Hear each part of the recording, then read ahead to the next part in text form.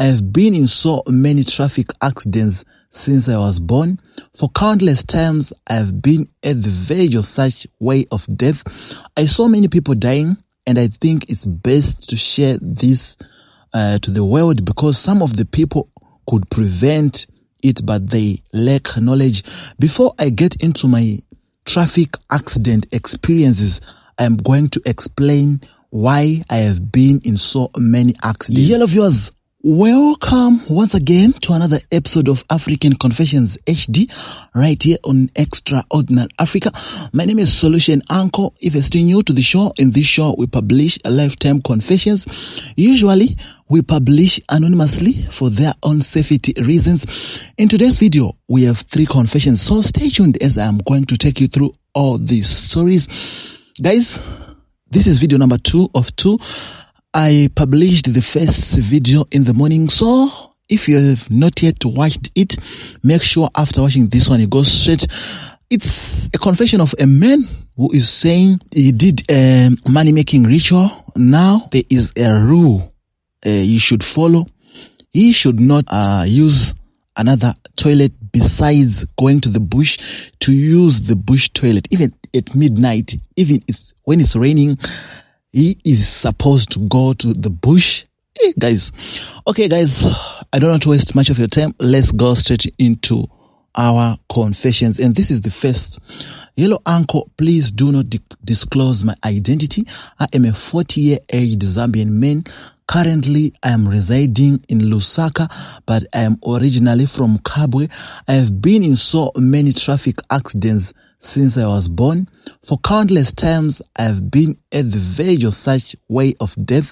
I saw many people dying, and I think it's best to share this to the world because some of the people could prevent it, but they lack knowledge.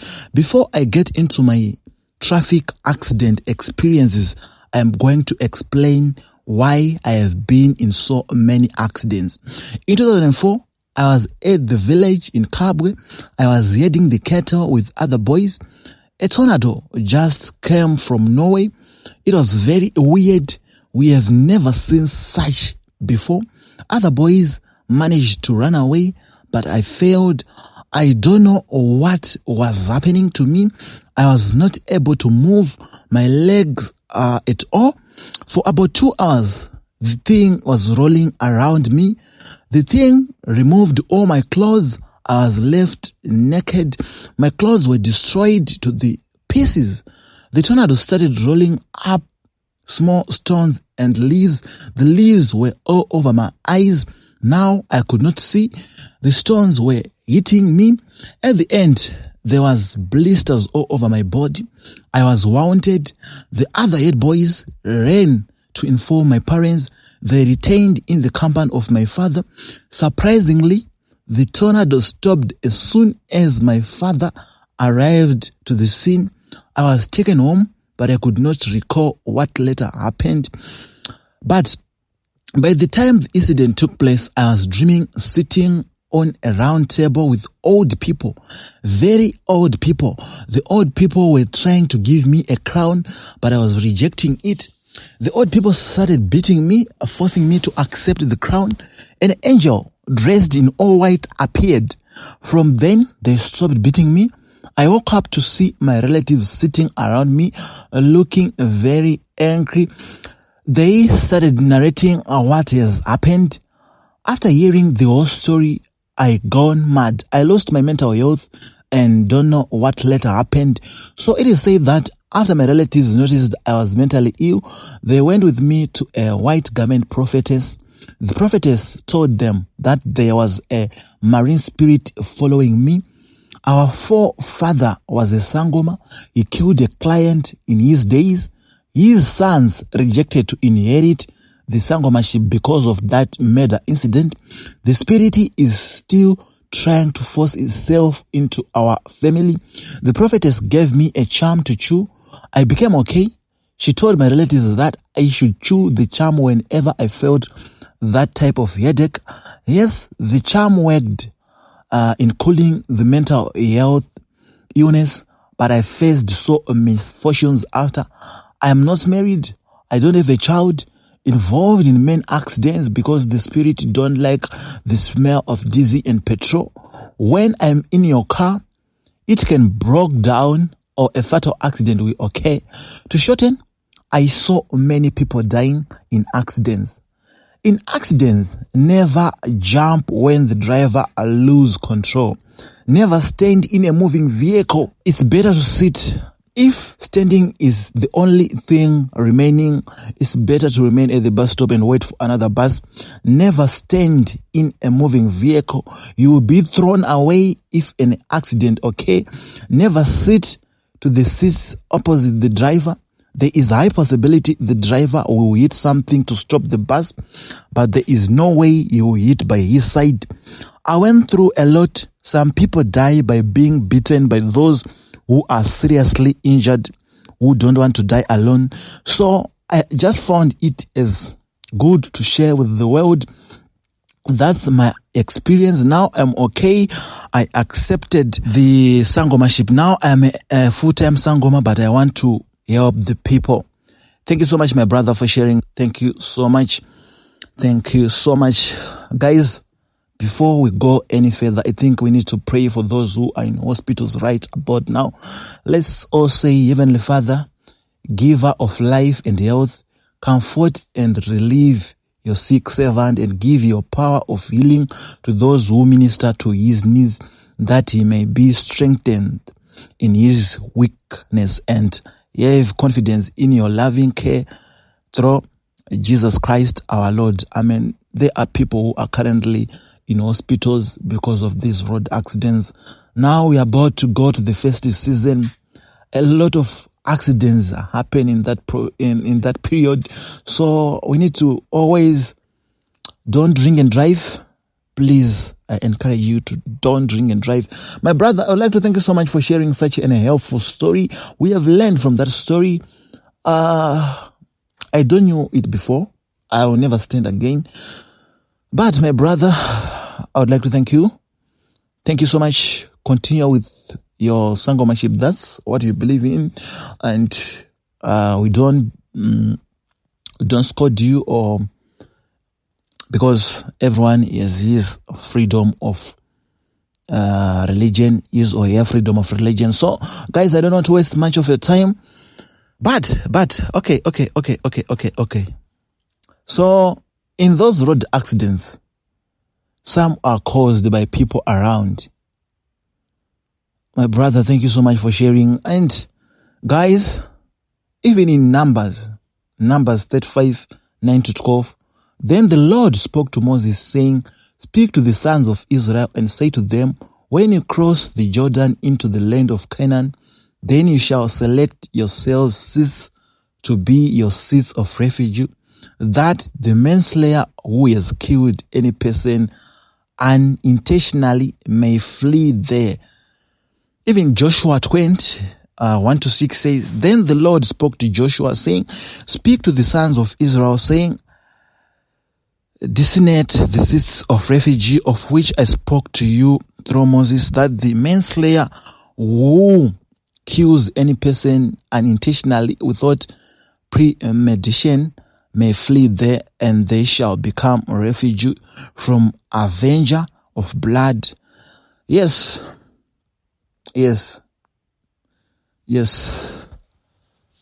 Some of these accidents are caused by people around.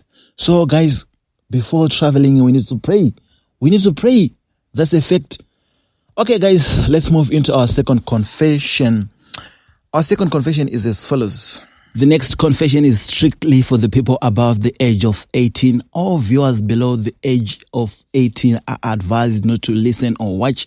Hi guys, please help me out. I've been menstruation for almost 3 months now, and I'm tired. I did go to the clinic and explained my story to a male nurse. He said my case requires doctors, since I told him that I am not on an prevention pill or injection. So when I went to the receptionist to create a file, she said I can't see a doctor without a confirmation from the nurse. So when I went back to the male nurse and explained what she said, He referred me to a female nurse. So this nurse gave me white pills to stop the bleeding instead of allowing me to see the doctor. I had to tell her again that, but the male nurse said I should see the doctor, but she refused. Now the pills didn't even work, cause when I started drinking them, they seem promising. Now they are finished and I'm still bleeding heavily. So if there's someone who have had the similar situation, please tell me, what did you do to stop the bleeding? I am tired. I can't bear it anymore. Sorry, my sister. Sisters out there, let us hear your thoughts. Let us help our sister. Sorry, my sister. I will give this one to other sisters who are here. Viewers, let's move into our third and final confession. Yellow Solution uncle, please conceal my ID. I am 33 years old lady staying with baby daddy, 46 for 10 years now. We have 2 kids together, 8 and 1 year, 6 months. We are staying in government house, townhouse, which means we don't pay rent. I am working at retail and he is working in the government, earning more than 20,000 before deduction. I have tried my best to uplift and even brought myself a car last year, August, with the money that I saved, because I did a license in 2019. I don't have friends. I don't even want them. I don't like crowd. I don't like to go out a lot, and I like my own space. Here is the problem. We held a party at work on Thursday and we had fun. I came home around 7 o'clock, found him watching TV with kids. I got into the house, greeted the first question he asked me was, where are you coming from? I have never been so irritated like that. The nerve of that man who can go out all night with his colleagues and come in the morning drunk. Okay, fine. We argued and he told me, and next time if you go out like that, I must go out with the kids as they are mine alone, not his. We argued, told him I must leave the house he occupied. Like now, we are using my queen bed that I brought December after breaking up. We are using my car because he doesn't have any. The truth is, I don't love him anymore. It's been long now. Okay, a thing just happened that single day. My sister, do what is best for your kids. Do what is best for your kids. I think it's very difficult. It's very, very, very, very, very difficult to live in such a situation. But why men? The thing you are doing each and every day is the same. You don't allow your partner to do. We'll be with you in prayers. We hope everything will be okay. Guys, we want to hear your thoughts on this one. The sister of us is complaining. And that was the story. Also, we have another confession. Hi, uncle and cousins. Please hide me. I'll accept all the comments. So, I'm a lady who is 59 years, separated from her hubby 12 years ago, not divorced yet. So, here is my problem. My first child is not his, and I thought I married to a good guy. Can't I am married to a snake who used to finger my daughter watching porn with her while she was 8 years old in my absence.